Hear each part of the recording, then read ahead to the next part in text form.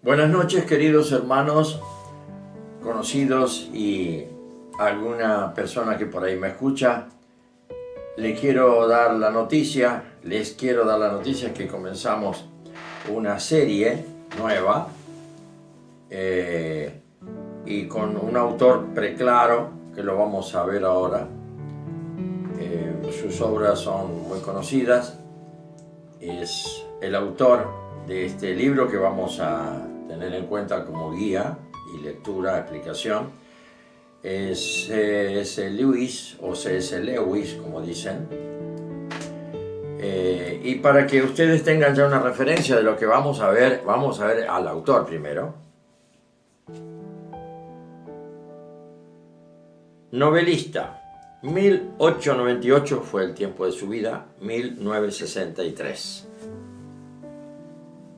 Novelista, poeta y apologista anglicano, profesor de la Universidad de Oxford y Cambridge, Inglaterra.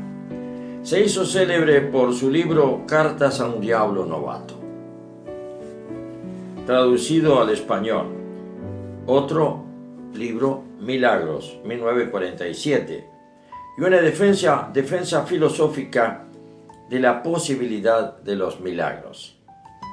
Otras obras suyas son El problema del dolor, 1940, y otra es Reflexiones sobre los Salmos, no traducidas todavía a nuestra lengua. Además, es el autor de la base, del guión de la película Narnia y de la película El Rey León, que creo que todos, de alguna manera, podemos decir que escuchamos algo de eso o vimos la película. Lo que vamos a comenzar es entonces con el texto de este señor, de este autor, Cartas a un diablo novato. Para información suya le digo que son, déjeme contarlo, 31 cartas. Y vamos a ir una por una hasta que termine la serie, viendo el contenido de estas cartas. Por supuesto que yo, antes de empezar ya con la primera carta, quiero leerles el prefacio de este libro, escrito por el mismo autor, C.S. Lewis o C.S. Lewis. Y dice así este hombre. Miren que no es un personaje de la infrahistoria. Estamos en como decíamos, este hombre viene a ser parte, no sé, del siglo XX por lo menos. Este hombre fue 1890 y pico hasta 1963 que falleció. No son muchos años ni hace muchos años tampoco. Su prefacio de este libro, que vamos a tenerlo como base y como guión, como guía, dice: no tengo intención alguna de explicar de qué manera vino a caer en mis manos la correspondencia que hoy ofrezco al público. Quiero desde ya decirles que es una traducción del inglés con un estilo bastante elevado que yo me voy a encargar de simplificarlo y dar mejor comprensión. Hay dos errores iguales, aunque opuestos, en que la especie humana puede incurrir tratándose de los diablos o los demonios. Uno es no creer en su existencia. El otro es creer en ella y sentir un interés excesivo e insano sobre estos seres. Los propios diablos se sienten igualmente complacidos con ambos errores y aplauden al materialista o al mago con la misma deleitación. Ya empieza a definirnos algo. El diablo no tiene problema con los que están de un lado o están del otro. Él hace su obra. La clase de documento que se usa en este libro puede ser muy fácilmente obtenido por cualquiera que haya aprendido las tretas necesarias. Ahora voy a explicar. Pero las personas mal dispuestas o excitables que podrían hacer mal uso de ellas no habrán de aprenderlas de mí. Las sacarán como conclusión de lo que está escrito, quiere decir. Se recomienda a los lectores no olvidar que el diablo es un mentiroso. No todo lo que Cinta Rosca es el profesor y tío del novato, que ahora vamos a empezar a ver. No todo lo que Cinta Rosca dice debe tomarse como la verdad, ni siquiera desde su propio punto de vista. No ha hecho ningún intento de identificar a los seres humanos que se mencionan en estas cartas, pero creo que es muy improbable que los retratos, digamos, de Fray Tachuela o de la madre del paciente, del diablo novato, sean enteramente justos, adecuados, sean personas existentes y normales. Eso lo vamos a ver cuando veamos la explicación de la carta. En el infierno, así como en la tierra, suele pensarse que las cosas son realmente como las deseamos. En conclusión, debo añadir que no se ha hecho ningún esfuerzo por aclarar la cronología de las cartas. Parece que la número 17 se compuso antes que el racionamiento durante la guerra, antes que el racionamiento, durante la guerra se hiciera serio. Pero en general, los métodos o el método diabólico de fichar parece no tener relación alguna con el tiempo terrestre y por ello no ha intentado reproducirlo. Es obvio que para Cinta Rosca, la historia de la guerra europea no tenía ningún interés, excepto en cuanto suele afectar de cuando en cuando la condición espiritual de algún ser humano. Se adelanta. No olvidemos que es un prefacio a las cartas, a todas las cartas. Firmado C.S. Lewis, julio 1941. Así que, ¿qué les parece si ya empezamos nomás con la primera carta?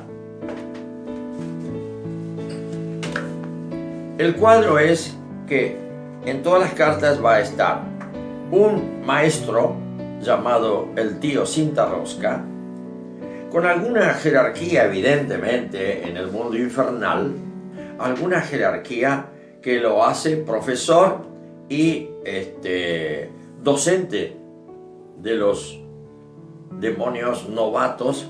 ¿Novatos en qué sentido? No han crecido para llegar a, ni han sido ningún bebé.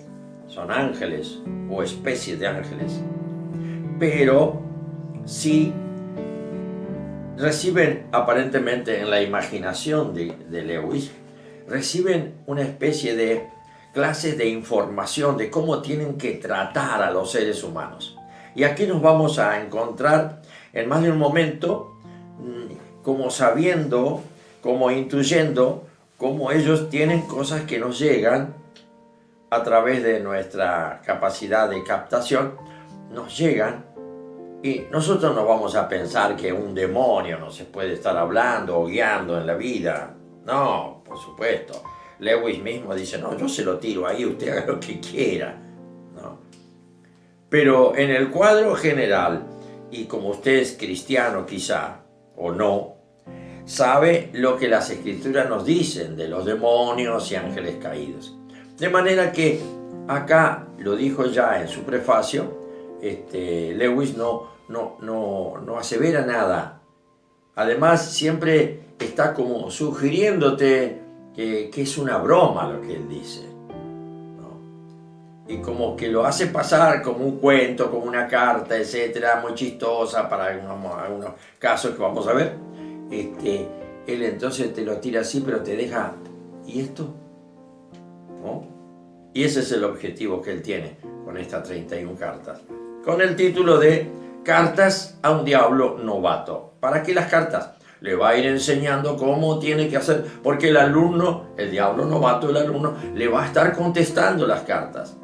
Las cartas del alumno no van a estar acá, pero sí las del tío Cinta Rosca, ¿no? Escuchando y dando a entender y a conocer el contenido de las cartas de Ajenjo, que se llama Ajenjo, es el nombre del diablo novato. Así que le va dirigiendo y le va diciendo, no, eso sí, eso no, ahí no te conviene, trátalo de otra manera. Y siempre va el cinta rosca, se ve que es una persona que figura en la ficción, figura como un profesor del infierno, ¿no? Y Ajenjo va a figurar como un alumno que va a cometer errores o no con respecto a los consejos que le va a dar él, porque él ya tiene alto nivel de experiencia de tratar con una persona. La persona de turno siempre será tu paciente, como si fuera que ha sido encargado por las fuerzas organizadas del infierno, esa persona, que puede ser X persona, y que según lo que uno pueda discernir, hasta yo podría decir que yo también puedo caer en ese, ¿no? En ese molde de ser ajenjo, por cuanto que muchas veces estoy bajo la posibilidad de que el diablo me engañe, porque es mentiroso y astuto al máximo. Así que el que diga, ¿no? El que diga que ya está totalmente blindado, cuidado, mire que no caiga. El que diga que está seguro, mire que no caiga. Así que nos vamos a meter en un mundo donde vamos a tener que discernir muchos puntos y muy interesantes. Vamos a empezar entonces la carta número 1. Mi querido ajenjo, tomo nota, aclaro una cosa, yo voy leyendo lo que es sencillo y contenidos de una carta, y en donde se ponga un poco espeso voy a intervenir para hacer una aclaración para que quede nítidamente comprendida la realidad de lo que quiere y busca el autor con su escrito. Usted tómelo como usted quiera. Si quiere tomarlo como una ficción, es una ficción. Si usted lo quiere tomar como lo que sea, pero cuidado, atrás de todo esto, a mi criterio, va a estar el Espíritu Santo. Si usted es creyente, va a estar el Espíritu Santo como haciéndole la señal de ojo. Una advertencia.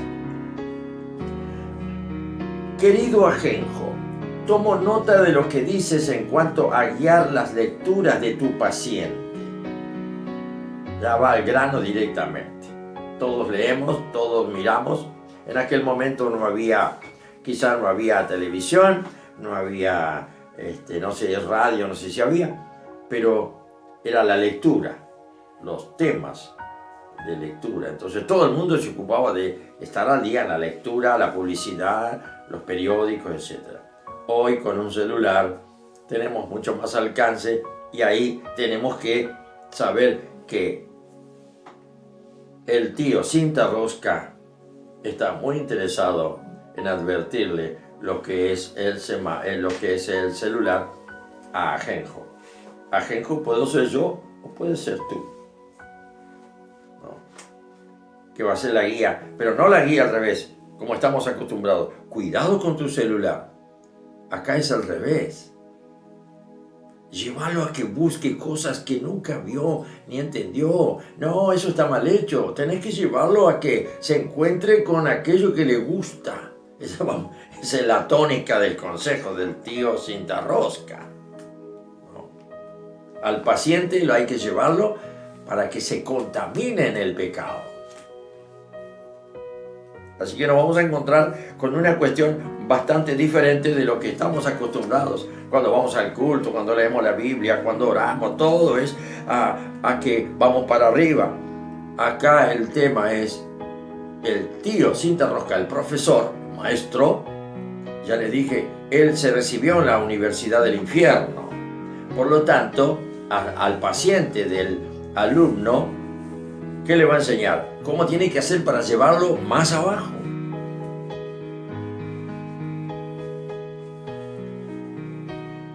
Entonces,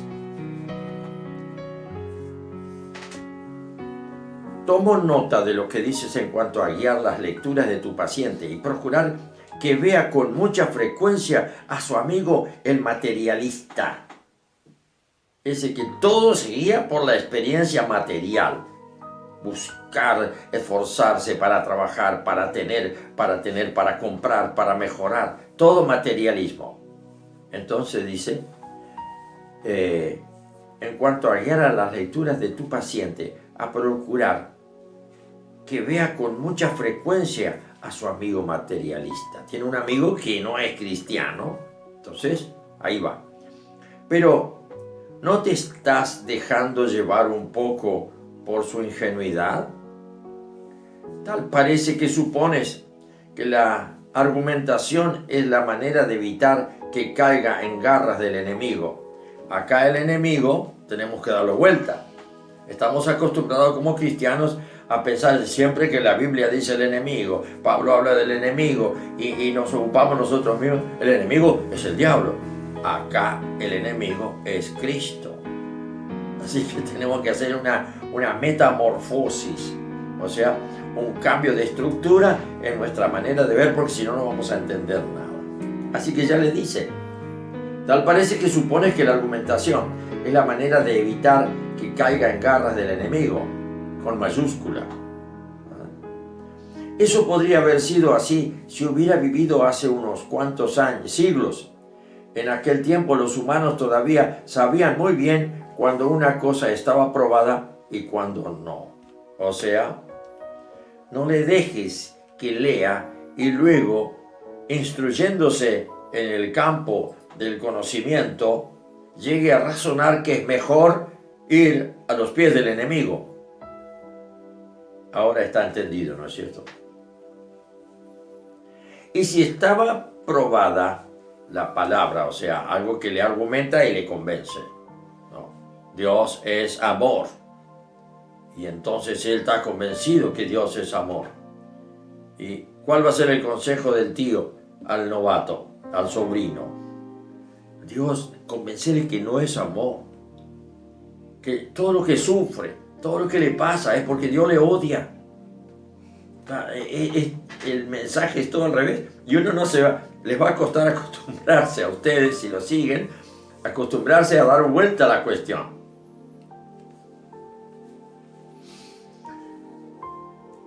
Todavía relacionaban el pensamiento con la acción y estaban dispuestos a alterar su modo de vivir como resultado de una cadena de razonamientos. El Señor Jesús me dio vida, nací de nuevo. Entonces todo eso me lleva a que mi convicción ahora, por haber creído, yo voy a cambiar y voy a mejorar mi vida. Tapá, que no se convenza, que no piense en esas cosas. Pero con aquello de la prensa diaria y otras armas semejantes, nosotros hemos logrado alterar eso en gran medida. Hemos logrado a través de los siglos y a través de las décadas imponer que las cosas materiales sean lo fundamental para las personas. Así que tened cuidado, no vas a empezar a cometer errores de instruirlo o decirle cosas que le ayuden a pensar, sino buscar cosas que le ayuden a desear, a apetecer, para conseguir sus propios objetivos. Eso es lo que quiere decir. Desde que era pequeño, tu hombre o tu paciente ha estado acostumbrado a tener una docena de filosofías incompatibles, bailándole juntas en la cabeza. ¿Qué quiere decir esto? Yo lo explico porque desde chico le enseñaron que esto es bueno. Pues vino otro amigo, dice, no, tened cuidado con eso, que eso es malo. Entonces, filosofías contradictorias, dice, le llenaron la cabeza desde chico.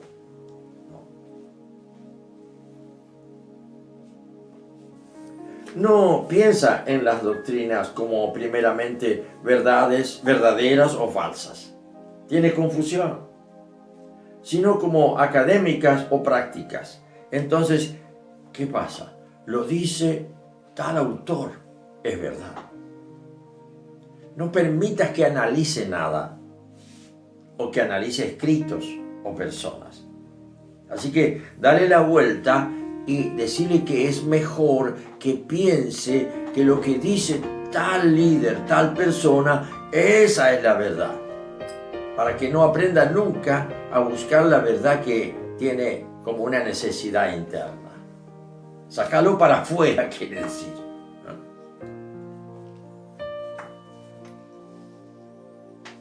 Sobre todo, intenta esforzarte para que él pueda darle valor a las cosas nuevas y que disminuya el valor de las cosas pasadas de moda. Eso está desactualizado. Hoy ya tenemos algo que reemplaza eso y es mucho superior.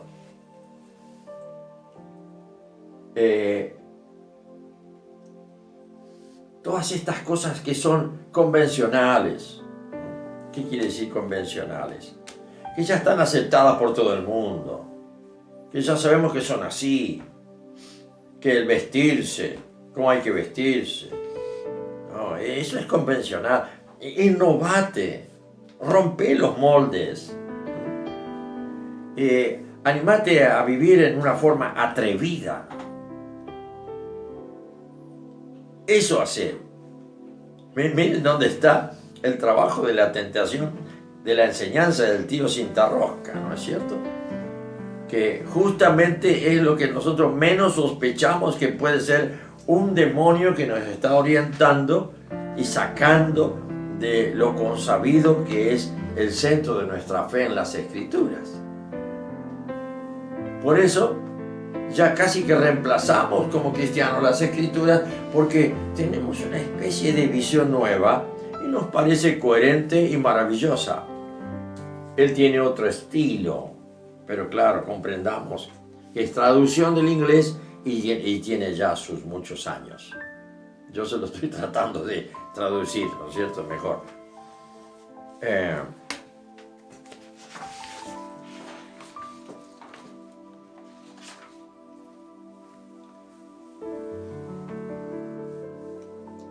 No desperdicies, ajenjo, atento, no desperdicies el tiempo tratando de hacerlo que piense que el materialismo es verdad.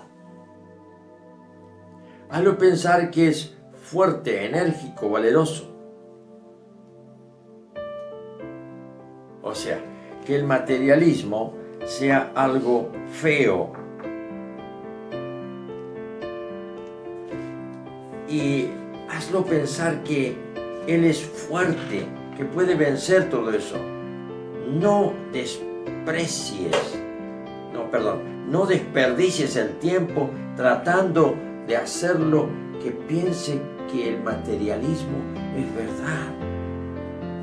No, decirle que el materialismo es mentira.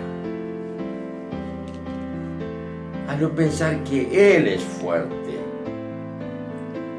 enérgico, valeroso, que es la filosofía del futuro, que es la clase de cosas que le importan. A mí me parece que acá hay una traducción un poquito equivocada. Pienso que es totalmente lo opuesto, ¿no es cierto? Veamos. No desperdicies el tiempo tratando de hacerlo que piense que el materialismo es verdad. No, falta un no ahí. No es verdad. Porque si no, estaría coincidiendo con lo que a todo el mundo los cristianos le vamos a decir. El materialismo es perjudicial para la búsqueda de Dios, y lo digo yo como pastor. Así que vamos a darle vuelta, porque no le voy a echar la culpa a Lewis, sino que ha fallado la traducción. Hazlo pensar que es fuerte, enérgico, valeroso. Ahí está. El materialismo es verdad para él. Hacele creer que es verdad. Que él puede abrazar el materialismo porque tiene fortaleza para llevarlo adelante. Está hablando del materialismo, que podríamos poner otra palabra nosotros. Podríamos poner aunque creo que se comprende, ¿no? Pero esto de vivir pendiente de la innovación, vivir pendiente de estar atentos a lo que en la pantalla aparece como un mejor producto, ya sea para vestir, para limpieza, para lo que sea. Entonces, no, eso debe ser mejor que lo que yo estoy usando. Entonces yo voy y lo compro, ¿no? Y sin darme cuenta, estoy siendo rehén o estoy siendo objeto de explotación de alguien que está haciendo una promoción para venta y ganancia propia. Todos caemos en eso. Así que le está advirtiendo que tenga cuidado en cuanto a esto. A no pensar que es fuerte, enérgico, valeroso y que es la filosofía del futuro, todo lo material. Que todo lo ideal, espiritual, eso va a pasar de moda. La filosofía del futuro es la vida de satisfacción, darse los gustos. Esa es la clase de cosas que a él le importan. Y qué afirmación, ¿no? ¿Cómo lo saben estos? El tío Cintarrosca es un buen profesor. Él sabe bien lo que le gusta a cada ser humano. Y sabe bien que el cristianismo le lleva a tener que cooptar por muchas relaciones y va a tener que despreciar oportunidades. ¿Por qué? Porque si se tiene que ajustar a la palabra de Dios, tiene que renunciar a muchas posibilidades. Cuando te dice el apóstol Pablo, sean sobrios, la sobriedad del cristiano es lo justo. Toma la medida justa. No te pases en nada. En el vestir, lo apropiado. En el comer, lo apropiado. Hasta ahí. Y cada uno lo sabe. Porque allí está el espíritu que ha recibido, que es el espíritu de dominio propio. Que ya no es que está desbordado, sino que uno sabe hasta dónde tiene que manejar algo y llevarlo. ¿Por qué? Porque hay una voz interna. Pero acá, no, decirle que le dé nomás. Que no haga nada por contener algo en su vida. Que siga los placeres, que no se detenga, que no se prive de nada. Eso es lo que quiere decir. Lo malo de la argumentación es que traslada toda la batalla al propio terreno del enemigo. También el enemigo puede argumentar, mientras que en la clase de propaganda realmente práctica de la especie que te sugiero, los siglos han demostrado que es en gran manera inferior a nuestro Padre que está allá abajo. O sea, ¿qué quiere decir? Que hemos hecho una campaña de siglos para devaluar el mensaje, y vamos a decirlo con nuestro lenguaje, el mensaje del reino de Dios. Déjate de jorobar de eso. Decirle que eso fue antes, cuando la gente pensaba y razonaba y podía decir amén, sí, ahora me doy cuenta que voy a cambiar de vida. Eso ya lo ganamos nosotros. Ahora nosotros lo que le prestamos y lo que le ponemos por delante es mucho más alto que lo que le pone el que está arriba. Ahora, y miren la terminología que tiene, porque la voy a leer de nuevo. Dice, también el enemigo, Cristo, puede argumentar, mientras que la especie que te sugiero, los siglos han demostrado que es en gran manera inferior a nuestro Padre que está allá abajo.